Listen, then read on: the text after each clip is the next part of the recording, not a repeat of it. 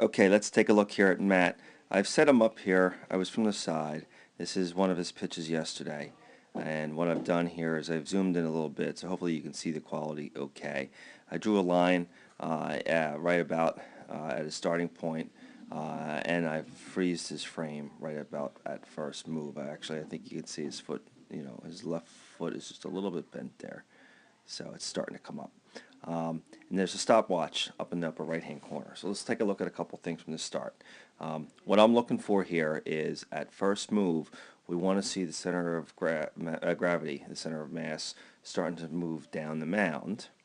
And as we bring his leg up, he's got a nice high leg lift, but you can see he's all up and down. We're not getting any movement whatsoever down the mound. So we talked a little bit about that yesterday. We would like to see, as that leg comes up, we would like to see him starting to make his way down the mountain. That will help in his timing, help generate momentum, and the Hershiser drill was the drill that we talked about that could really help that. So as we move forward now, let's just take a look and see what type of position he gets into. First of all, let's just go right to foot plant to see how long it takes him to get there. All right, I got him at foot plant at about 1 minute and let's say 1 minute 20 seconds, something along those lines. I'm sorry, 1 second, 1.2 seconds. We talked about what we're trying to achieve, 0.95 to 1.05 seconds from first move to foot plant. I wouldn't say that this is absolutely horrible. It's not, but you can see pretty easily that if we were able to, on leg lift, start that movement, start that lean down the mound, the rest of his stride would get him there in time. So I think that's pretty good. Let's see now. At foot strike, does he have a good opposite and equal? This is a little bit difficult to see, just given the dark colors on his shirt. But it looks like to me he has his elbows both at about 90 degrees, which is pretty good. It doesn't matter that one hand is down and one hand is up.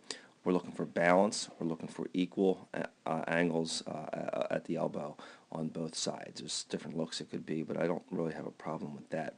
We talked about whether he's actually getting any real shoulder separation, and I would say we want to make sure that that foot comes down.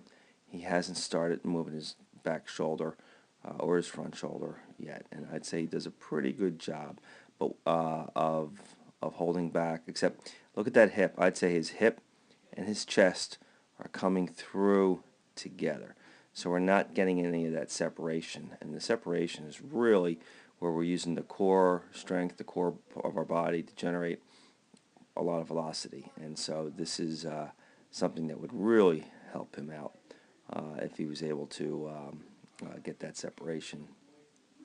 And his release point is right about there. Tough angle to tell exactly how far in front. Anywhere between 6 to 12 inches I think would be ideal in terms of releasing further out front. And the thing that I think he could definitely get further out in front. So it's a sequencing issue. It's making sure that as he comes forward, as his body comes around, as he squares up, which he does a pretty good job of keeping his eyes levels through this, which is pretty good. I've seen it a lot worse. I might try to bring his glove up a little bit. You can see it hanging out down by his hips. We'd like to get it up into the chest more, and that might help his command a little bit. But this is not the worst I've seen. One other point I want to look at here is when that ball comes out, where's his foot? And I'd say his foot is already off the ground. It's kind of hard to tell, but it looks like that rear foot, maybe not, maybe it's on the ground, just on the ground still. That's not bad. We're looking for that foot to remain contact to release point, and then to pop up on the follow through after the ball is released. I see a lot of guys trying to throw too hard, and they end up throwing off their front foot, and they end up popping that back foot off too soon. It actually looks pretty good, so not too many concerns there. So hopefully that helps a bit, and we can talk about this later.